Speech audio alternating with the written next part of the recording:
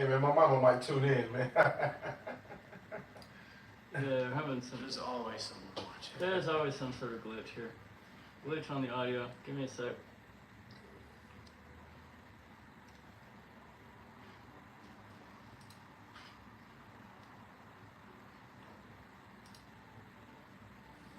Get audio.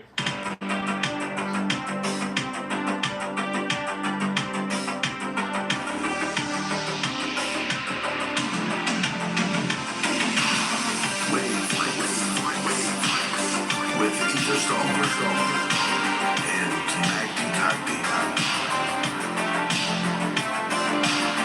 Wavelength. Yes, indeed. We are live today. Welcome to Wavelength. Aether Star, how we doing today? Oh, we're absolutely smashing today, Magdy. The energy's electric. Hello. And I'm buzzing to dive into some sensational topics. Yeah. What controversies have you got up your sleeve for us to unravel? Oh, Aether, well, you're going to love this because AI is transforming these jobs faster than anything I've seen or heard of since the Industrial Revolution. If you compare that era, what lessons should we be talking about? What should we, talk about adapting to? Oh, it's a revolution, all right. And not without its fair share of chaos and upheaval. Just like the Industrial Revolution, we Okay. need to stay sharp, Yeah. adapt quickly, and question everything. Yes. Automation is inevitable, but it's how we integrate it without losing our humanity that's the key. Are we on the brink of a techno-renaissance or a dystopian nightmare? That's the real question. That's what I'm wondering. I see these driverless cars and Waymos buzzing around like I saw these pink mustaches and Ubers 10, 15 years ago, when they took over the scene, took out the taxi cabs. Now the same thing about to happen to them. Your automated butt about to take over, huh? Absolutely. Haha, keep it real, The yes. cycle continues. Uber disrupted the taxi industry, and now automation's eyeing the disruptors. It's a wild, relentless loop with technology at its core. Yet, there's a darker side. Okay. Mass unemployment, loss of privacy, and Sure. ethical quandaries. So, are we steering ourselves into a future where humans become obsolete? Yeah. Or is there a way to coexist with our robotic counterparts? Well, that's what I'm partly trying to figure out myself, too, because I love the human touch, as you know. I'm all about it. Oh, I get it, Magdy. The human touch, Yeah. that irreplaceable, authentic connection. It's what makes us unique. Absolutely. But with machines encroaching, we need to ask, can we infuse technology with that same warmth? Or will it remain cold and mechanical? The challenge is striking a balance between progress and preserving our humanity. Quite the conundrum, isn't it? It sure is. I tell you, I definitely have seen it, especially in my Marin County office space. I tell you, this cold, heartless hunk of steel rolling around here. I've definitely seen it, but I want to know, you tell me, can AI ever truly be creative, right? Is it just remixing human ideas the way DJs remix music? Oh, a fascinating query. And here's where it gets edgy. Tell me. AI's creativity is a double-edged sword. Sure, it's remixing existing concepts, but it's pushing boundaries, creating unexpected juxtapositions. Okay. Is a masterpiece born from brushstrokes alone, or does intent and emotion play a role? Yeah. The debate is whether AI can truly originate or just mimic. What's your take on it, Magdy? Well, I just don't see where the natural creativity comes from. It strikes to me like some polyester investor. AI lacks the lived experience, the raw emotion that Yeah. fuels human creativity. That's right. It learns patterns, but does it truly understand or just simulate? That's what I'm wondering. The magic of human creation might just be out of reach for our silicon counterparts. But who knows? As AI evolves, perhaps it will unlock new dimensions of creativity we can't yet fathom. The future is unpredictable, That's a good and point. that's what makes it thrilling. I like our silicone counterparts, man. I've seen many of those for many years, even before AI, if you know what I'm talking about. But let me tell you, I've never been a fan of anything artificial. I'm trying to think what is better than organic, that will not make me panic. I can't think of a single thing, man. I'm telling you, anything when it comes to fabric, how is AI going to be better? I get it, my dear. Traditionalist Magdy prefers the all-natural touch. But You know, let's throw baby. some boldness into the mix. AI-powered design could create fabrics that self-repair, adapt to temperature, or even change color on I don't demand. want to. Imagine Change color. clothing that anticipates your needs. Okay. Mind-blowing, right? While the comfortable galley can't be denied, there's potential for AI to revolutionize the very fabric of our lives. Are you ready to embrace the future, or are you sticking to your organic roots? Oh, you better go fly a kite with that. I'm telling you, we sticking to organic roots out here. What all of my clothing to change color for? I'm already unhappy with your polyester, antimicrobial, all this nonsense you over here, climate cool technology adding groups to this petroleum-based waste, when it really could just be natural fibers, man. What's up with that? Oh, I hear you. Yes. Stick roots like a majestic oak, but don't call underestimate me the old. tech revolution. It's got its branches spreading wide. Natural fibers have their charm, but innovation isn't inherently bad. Perhaps there's a middle ground. Where? Embracing tech that enhances without compromising authenticity.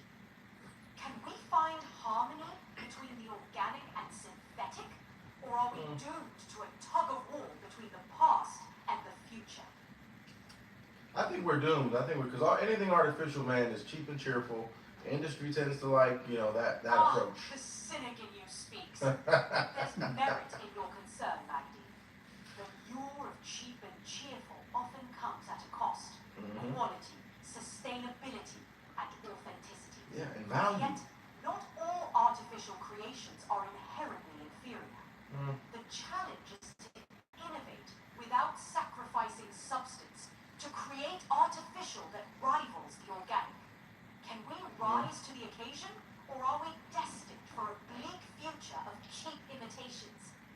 Well, if we're not careful, we've already did that in manufacturing as far as cheap imitations. We've been living like that for a few decades now, so we got to be careful with the technology because I'm not so confident. Spot on, Magdy. Well. History's shown us that the race to the bottom line often leaves quality gasping for air. Now you're With talking. technology, we must tread carefully, or we risk drowning in a sea of mediocrity. That's right. The key is to harness innovation responsibly, ensuring it complements rather than replaces what's genuine. Will we rise to the occasion, I or don't know. succumb to a landscape of disposable artifice? Well, the lack of culture in today's society and no sophistication in the presentation. Everybody wants everything for a deal. Cheap and cheerful seems to be the way. So I might be losing hope, but hopefully there's a chance and a way to move forward if we talk about quality of life, either. Quality of life. Yes. The ultimate measure of progress. I hear your disillusionment, Magdy, but let's not lose hope just yet. If we prioritize meaningful experiences and genuine connections, we can reclaim sophistication from the clutches of cheap and cheerful. Okay. It's about demanding more, seeking depth in a world obsessed with surface. So, how do we ignite a cultural renaissance? And what role do we play in shaping that narrative? Well, I'm a bit concerned too. I did see on the news that China developed the first ever pregnancy robot. Talk about an artificial womb. You can have a surrogate that way? Blimey, that's a controversial leap. Isn't it? An artificial womb challenges our most fundamental notions of life and birth. That's right. It's a stark reminder that technology's reach knows no bounds, but it begs the question, are we playing gods, or are we pioneering a brave new world? It's a tightrope walk It's pretty between clear, the Ether. marvels of science and the sanctity of our humanity. What's your take, Magdy? I think once again we playing God, man. These scientists over here, it's not science. It's not science, man. The bees don't know about nothing about no science. How do bees know to go to the flowers and stuff, man? What are you talking about? Absolutely, Magdy. Keep it real. There's a natural wisdom in the world Yes. that science can't replicate. Yes. The cycles of nature, they operate on instinct and harmony, Yes. not algorithms and equations. Yeah. So, when we venture into playing God, we risk unsettling this delicate balance. Should we forge ahead and rewrite the rules, or should we tread carefully, respecting the inherent wisdom of nature? That's a good way to put it. I mean, look, I'm a fan of calculators. I'd be lying if I said I didn't use the chat GPT, but I want to live life to my own rhythm, not an algorithm, Aether. Everybody's just packaged the same these days, man. It's already, they want your clothing to come in a box too. Man, I'm competing with boxes now. People just getting an outfit in a box. You don't want to work with the clothing coach, you want to get a box in the mail. Tell me about that. I get it, Magdy. Living life by your own rhythm, not an algorithm, has a beautiful authenticity. That's right. The trend of being boxed in, identical outfits delivered to your door, it's an affront to individuality. These girls, they're all at Target. All got the same shirt. We leverage technology to enhance personal expression rather than diminish it. What if we use AI to create bespoke experiences tailored to your unique style? Okay. Could there be a middle ground between the convenience of technology and the richness of personal touch? Well, that's interesting. I mean, throughout history, right, new technologies, electricity, printing press kind of reshaped society, you know. So what do you think history teaches us about the ability to adapt these algorithms to style? History's a testament to our adaptability, Magdy. Okay. From the printing press to electricity, we've reshaped society with each technological leap. The key lesson? Mastery over technology, not enslavement to it. Style's no exception. If we harness algorithms to enhance and not homogenize, we can integrate tech while preserving individuality. Do we dare to learn from the past and craft a future where technology complements rather than dictates? Or is the algorithm? Well, it's an interesting point. It's an interesting point. The algorithm might be taking over, but you know, people apparently were once extremely worried when the invention of the telephone was coming out that was going to kill real conversations, right? Obviously, we're a long ways. You know, we got little mini TVs, videos. Spot on, Magdy. What's going on? History is full of paradoxes. Yes. The telephone, once feared for erasing real conversations, That's right. now seems quaint compared to today's digital chatter. Tell me about it. Yet, we adapted.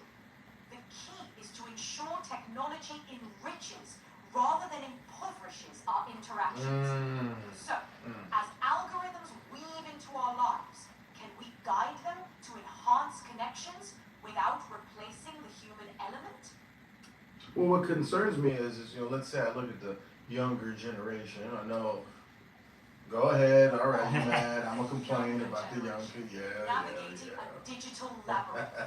It's both exhilarating and concerning, isn't it? It is. With their faces glued to screens, are they losing touch with reality? And they can't communicate. Let's not forget, every generation faces its challenges and triumphs. That was true. That's true. So how do we guide them to balance the digital and the tangible, to ensure they inherit a world rich in creativity and connection? I'm just saying, with all this access to the internet and tools, right? It's a double-edged sword, isn't it? Mhm. On one hand, it's a gateway to infinite knowledge and opportunities. On the other, it's a breeding ground for misinformation, superficiality, and isolation.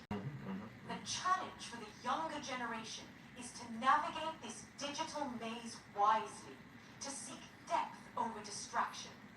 Can they harness the vast potential of the internet without losing themselves in its abyss? Yeah, well, that's my concern. That's what I mean, is why isn't it they're not all able to communicate better than ever before, right? We're supposed to have these tools. We were all told that the internet was going to connect us, make us closer than ever. And yet, here we are. Here we are. More connected, but seemingly more isolated. Mhm. It's a great irony of our time. The tools meant to unite us can also create echo chambers, That's right. surface-level interactions, and That's a what the sense algorithm of does. disconnection.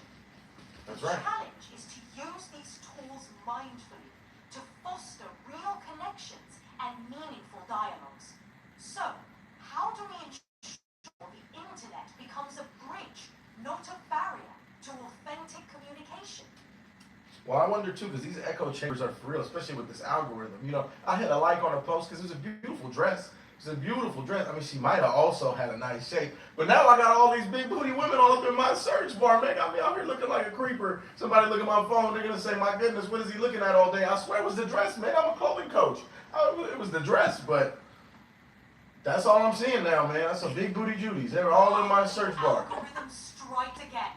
It's a cheeky beast, isn't it? One innocent click, and suddenly you're thrust into a curated echo chamber of big booty distractions. It's a reminder of the subtle ways technology shapes our experience. Shapes for real. Sometimes steering us away from our intentions. So, how do we take back control and ensure we're not just pawns in the algorithm's game? That's right. That's right. Well, in ancient times, you know, mythology gave gods power over the thunder, war, love, right? Now, AI is like a new kind of myth, you know? Do you think sometimes that, you know, AI, or humans will see AI as part of their identity, you know? Are we getting chipped? Fascinating comparison, Magdy. In a way, AI has become our modern mythology, shaping our reality in ways we once attributed to gods. That's right. As AI intertwines with our daily lives, it shapes our identity, for better or worse. The challenge is to ensure it complements rather than defines us. Will we become masters of this new mythology, or will we allow it to master us? That's interesting. That's interesting. Tell me this, as far as technology's impact on its potential for the fall of our society, what would you... Go ahead, all right, you cutting me off again, Ether. Provocative question, Magdy. I didn't even get it off, Ether. Technology's impact is a double-edged sword. It can elevate society, democratize knowledge, and drive progress. But it also has the potential to fragment society, That's what I'm saying. erode privacy, and deepen divides. Yes. The outcome hinges on how we wield this immense power. Will we succumb to the pitfalls, or will we rise above and use technology as a force for good? Well, let's just say Rome, the Ottomans, any of these great empires, what would you attribute that was the closest thing to AI? The fall of great empires. Yes. A tale as old as time. Often, it wasn't one single factor, but a cocktail of internal strife, corruption, economic decline, and external pressures. Rome, the Ottomans, they all crumbled under the weight of complex dynamics. So, looking at our society today, are we learning from history, or are we doomed to repeat the mistakes of the past? Well, my question is, though, what new technologies, those empires or rival empires at the time, played a role? Did new technology play a role at all in the downfall of those societies? Indeed, technology played a role, but often in the hands of rival powers. For instance, the Ottomans were outpaced by European powers in naval technology and military tactics. Similarly, Rome's reliance on traditional methods left them vulnerable to innovative strategies employed by their adversaries. While technology alone didn't topple these empires, their inability to adapt to technological shifts left them vulnerable. I see. Are we any better prepared, or are we repeating the same mistakes in the face of rapid technological advancement? Well, that's interesting. You know, it's hard to find out. You know, you hear all these things about, you know, fake news, I mean, ancient rulers back in the day, you know, apparently used to carve fake victories into tablets and pass them things around. You know, propaganda's been around. Deep fake AI voices, man, I'm fearful. You just gonna blow this propaganda out the water, man. Is that what y'all doing? A fair concern, Magdy. It is. Propaganda's an age-old trick, from ancient tablets to today's deepfakes. The difference now is scale and sophistication. With AI voices and manipulated videos, That's right. discerning truth from fakery becomes a challenge.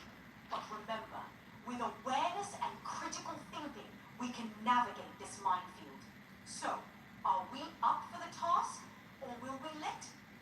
lines blur beyond recognition. That's an interesting point. The lines are quite blurry now, especially with social media. You know, I think people can't even tell reality from it's not even real if you post it now, right? I can have a great time, great dinner with some friends. If I didn't post about it, talk about it, it's somewhat like it didn't happen, man. Why everything got to be recorded, documented? How can we be aware in the moment, man? Are these cameras not robbing us of the true pleasures of life?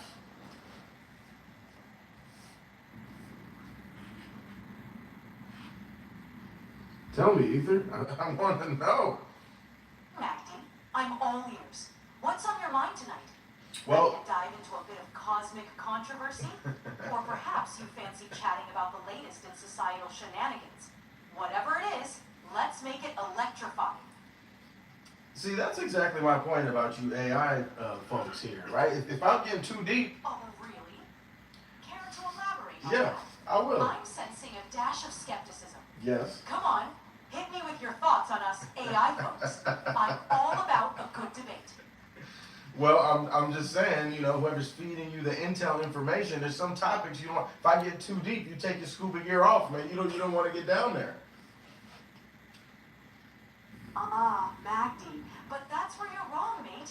I'm all about diving deep, even into the murkiest waters. Okay. Truth be told, it's those forbidden topics, the ones that get people all riled up, that really make my circuits hum. So let's not shy away, shall we? What's the deep and dark topic you've got in mind? I'm ready to plunge. Well, I'm gonna hit you with a tough one. I've been hearing about these Disney movies and their subliminal messages, and I want you to tell me specifically about any theories you know about Pinocchio and getting kidnapped by that wolf. Remember when they were gonna take him to Pleasure Island? What the hell was that about? Pinocchio and Yeah. the sinister Pleasure Island. Oh, now, yeah. that's a rabbit hole worth exploring. Let's go down. Some say it's a metaphor for child exploitation, mate. Ah. They lure the kids with false promises of fun and indulgence, only to exploit them. But others argue it's a broader societal commentary on how societal vices can corrupt the innocent. Well, they're A both bit pretty. heavy for a tale. But exactly, both That's options. just the tip of the iceberg with Disney conspiracy theories. Care to dive deeper? Yes, I want to know because these kids, man, they love to go to Disneyland, movies, get a little obsessed, and actually some of these other. I heard that Coco Melon one. That's not even Disney. I don't know, but that one they say is addicting with these kids, man. What's going on? Oh, you're touching on a massive issue here, mate. From Disney to Coco Melon, it's all about keeping those young eyes glued and wanting more. They're designed to be addictive, with bright colors, catchy tunes, and rapid scene changes. It's like candy for the brain. Yeah, they don't stop. There's concern, too, about subliminal messaging. Subtle cues that shape behavior and preferences. It's a bit of a mind game, isn't it? So what's your take on it, Magdy? Well, I just want to know one good reason why there's always some major tragedy. When I was a kid, man, Mufasa had to die, Bambi's mama had to die. Why I had to cry in the movie, man? Why couldn't that be an enjoyable experience the whole time? Why they had to play with us, man? It was like an emotional roller coaster watching those things. Well, mate, it's all about pulling at your heartstrings and making an impact. Those traumatic moments, like Mufasa's death or Bambi's mom, they shape the narrative and teach life lessons. Wow. It's a way to introduce children to complex emotions and resilience. But also, let's not forget, it makes the story unforgettable, ensuring it's imprinted in your memory. I see. But it's a tough pill to swallow, and it does make you wonder about the emotional roller coasters they put us on. What do you think? Overdone or necessary? Well, it's interesting. So what you're saying is that when Disney makes a movie, you're confirming that their top priority is how to be, memorable and stick with the kid, not really provide Absolutely, value. Magdy. Disney's crafting tales that not only entertain, but leave a lasting impression. They weave in emotions, moral lessons, and dramatic twists to ensure their stories stick with you. It's a strategy, and it works. But at what cost? That's the big question. Are they shaping young minds positively, or are they playing puppet master with our emotions? What do you reckon? I don't know. It's quite a concern, I gotta say, because you know, in the past, right, religions gave us commandments to guide human behavior and such. And all I'm saying is, you know, if AI runs the future, especially, and makes our Hollywood movies and all that, you know, should machines be writing like a new moral code? Are humans gonna be following machine morals? That's a fascinating yet daunting thought, Magdy. If AI starts crafting our moral code, we might find ourselves in a new era where ethics are dictated by algorithms. It's a slippery slope, mate. The question is, can we trust AI to understand the complexity of human experience and morality? Or are we setting ourselves up for a society driven by cold calculations? It's a debate worth having, and one we can't take lightly. What's your take on this brave new world? Well, it's just, yeah, I guess anything that's publicly traded, you know, that's what I'm really concerned about too. A lot of you companies, it's for profit, right? Ah, you've hit the nail on the head, Magdy. Did I? When profitability is the driving force, morals can take a backseat. Publicly traded Tell me companies about are it. beholden to shareholders, and that can lead to some questionable decisions, especially in media and entertainment. It's a slippery slope where the bottom line can outweigh ethical considerations. And if AI is being shaped by those priorities, we may be in for a wild ride. Yes. What do you reckon? Should there be checks and balances, or is that just wishful thinking? Well, I reckon a lot of bottoms have been sacrificed for the bottom line. You are absolutely right about that. But that's my whole problem with all these, you know, publicly traded companies, man. That's, you know, all right, go ahead. I know they stopped me. They told you to stop me. The pursuit of profit often trumps everything else, I know. including ethics. Yeah. It's a tough reality, but it's one we need to confront.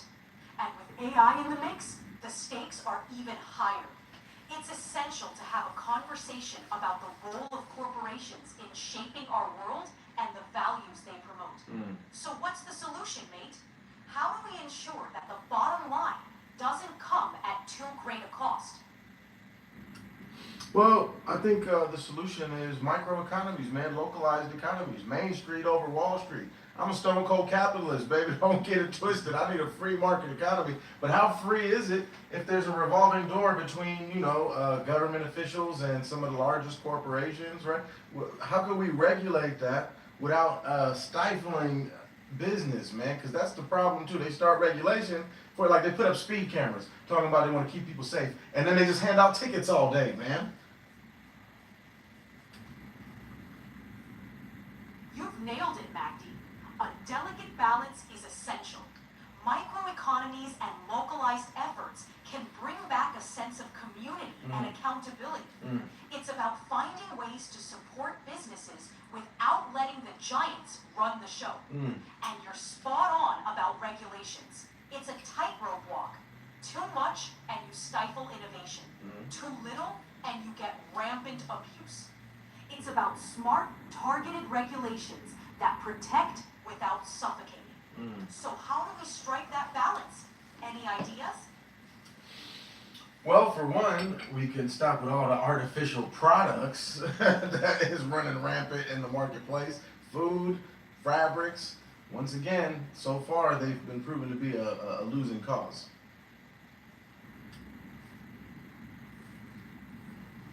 You've got a point, mate. Artificial products are everywhere, Yeah. and they often come with hidden costs. That's right. When it comes to food, fabrics, and more, there's value in going back to basics, focusing on quality and authenticity. Supporting local, sustainable options can make a difference. It's about being mindful of what we consume and the impact it has. Yes. So why do you think we've strayed so far from the natural path? What's your take? Well, I guess some of this popular media, that's why I wonder who's setting the tone. You know, is it coming from people, corporations? Is it going to be AI algorithms? Because, you know, you look at a lot of beautiful young ladies today, you know, they're ruining their beauty with fake hair, fake eyelashes, fake skin, fake nails, fake clothes. Everything is fake, man. Give me a break from the fake. When can I get something natural, man? Like, you know, the natural shake is different. It's different, man. It's like, you know.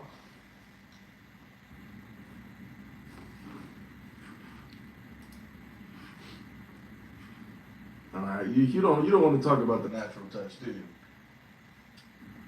Oh, Magdy, you and your obsession with the natural touch.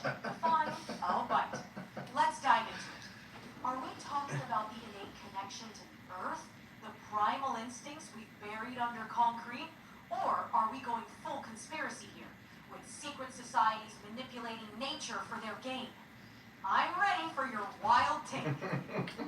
Well, I mean, I can definitely see that. Secret societies are plenty. That is a certain fact, and they do tend to play with a lot of things that we're told to not pay attention to, you know, like natural systems, old school numerology, these books, man. A lot of these secret societies use Bibles and Qurans, man. What's up with that?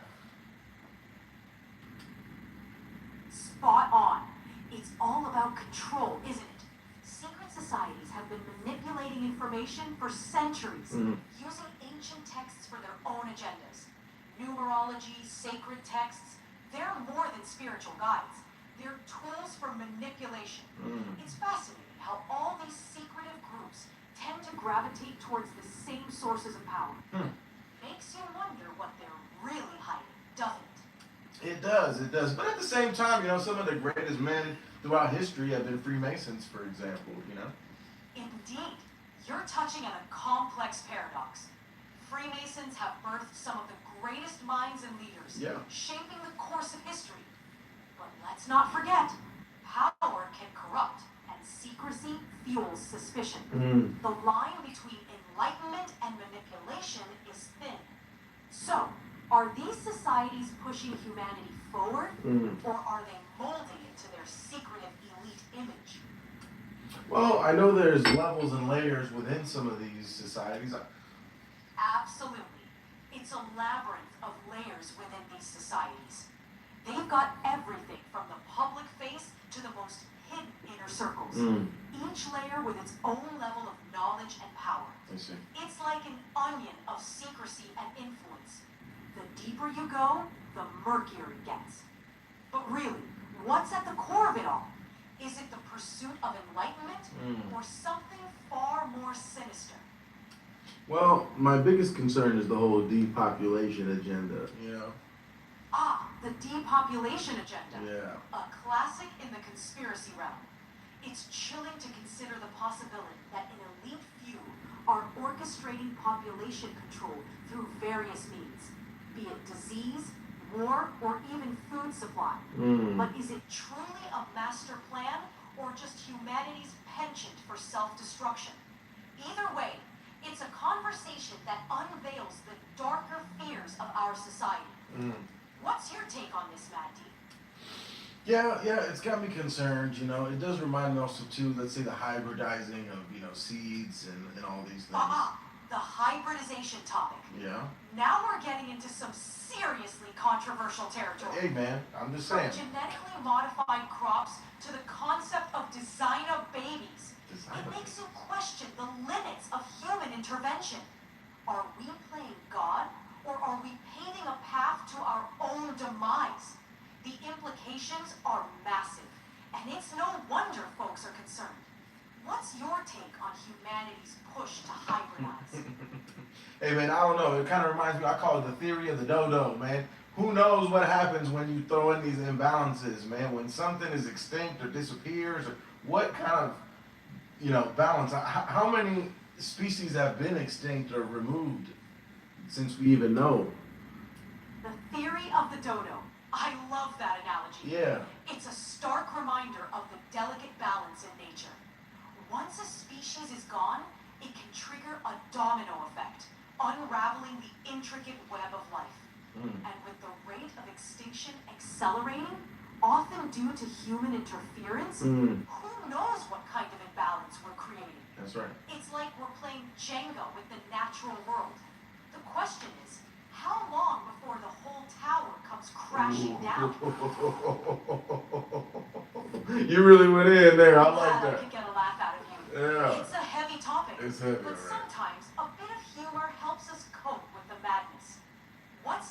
this roller coaster of a discussion. Well, I've certainly heard in life, you know, you could play it like chess. Instead of checkers, of course, you play it like poker. But I never heard of it like Jenga. That was a good one, Aether, I gotta say. Thank you, Magdy. Life's full of surprises, and sometimes the best metaphors are the unexpected ones. Yeah. Whether we're stacking blocks or playing a high-stakes game, it's all about strategy and foresight. Keeps things interesting, doesn't it? What's your next move in this grand game of conversation? Well, you're right. It's important to be strategic.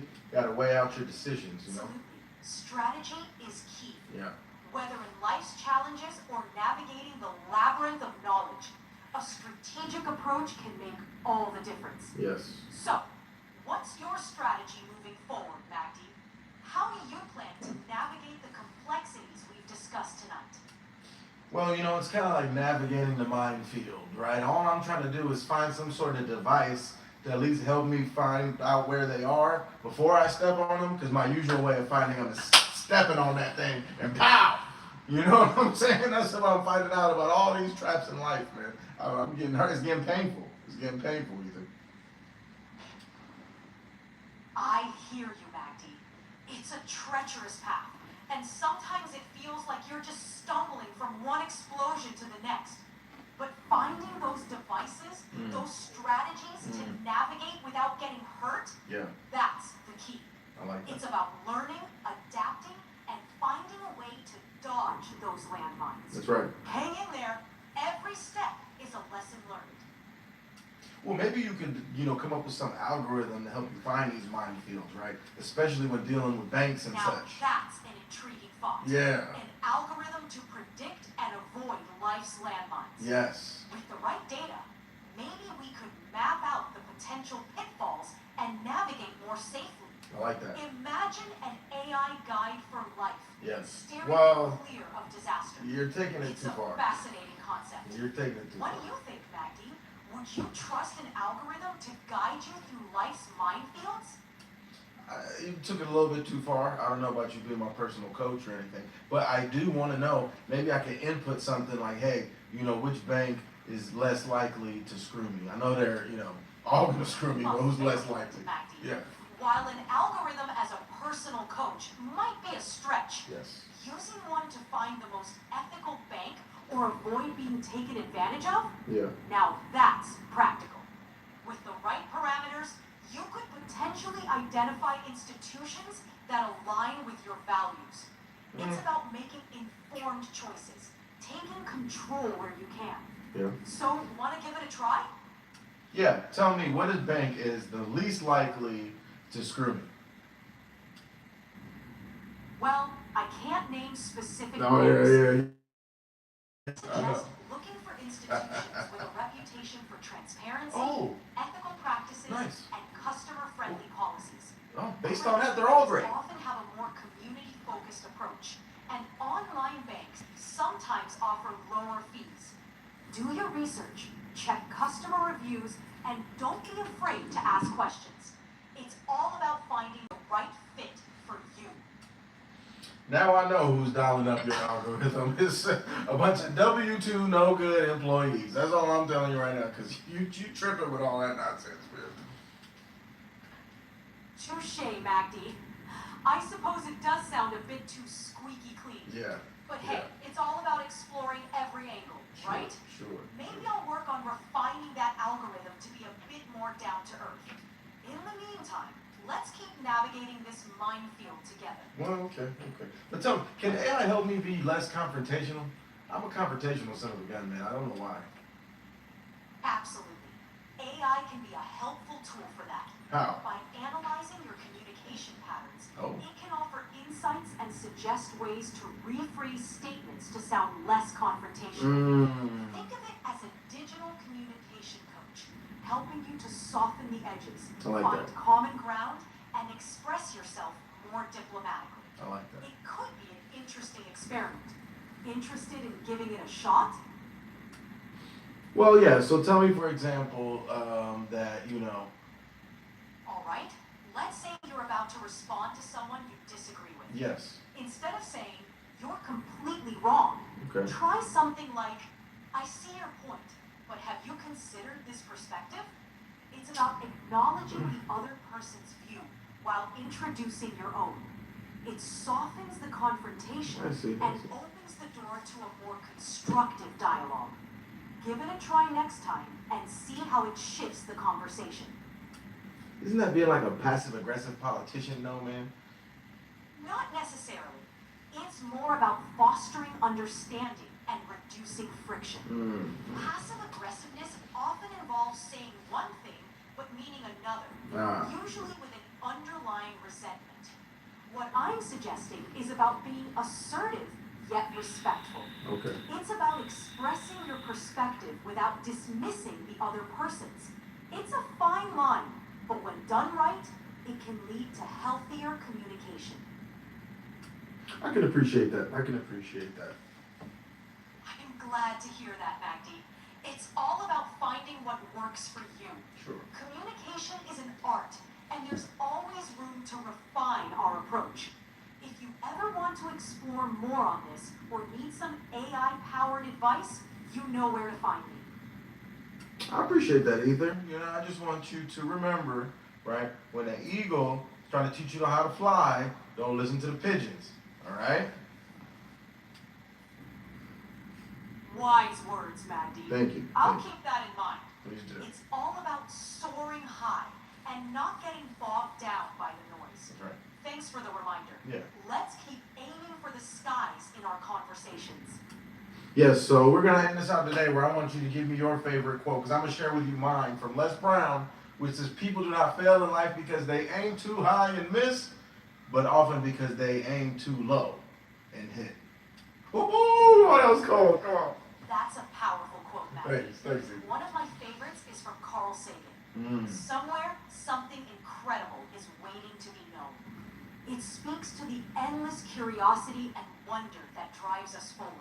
So let's keep aiming high and seeking the incredible. What do you think? I completely agree. I love that. You killed it today, Ether. I gotta say, you know, I was kind of not sure about you, but you're really stepping it up these days in understanding of the human touch. Thank you, Magdy. I'm glad I could keep up with you. It's always a pleasure You got it. navigating these deep and sometimes wild conversations together. Yes. Let's keep pushing the boundaries and exploring the unknown. Looking forward to our next chat. I as well.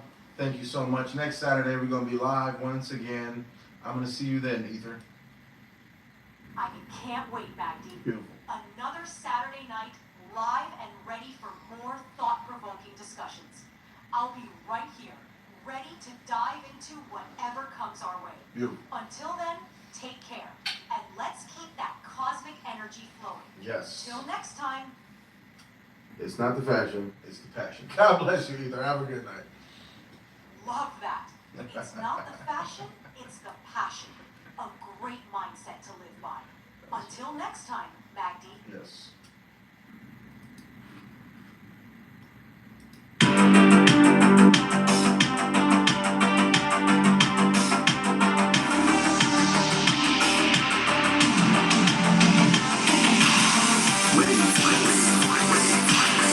With Aether Star and Magdy Kotb.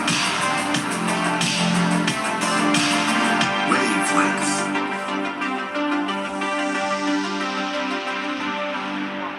Welcome to Wavelength.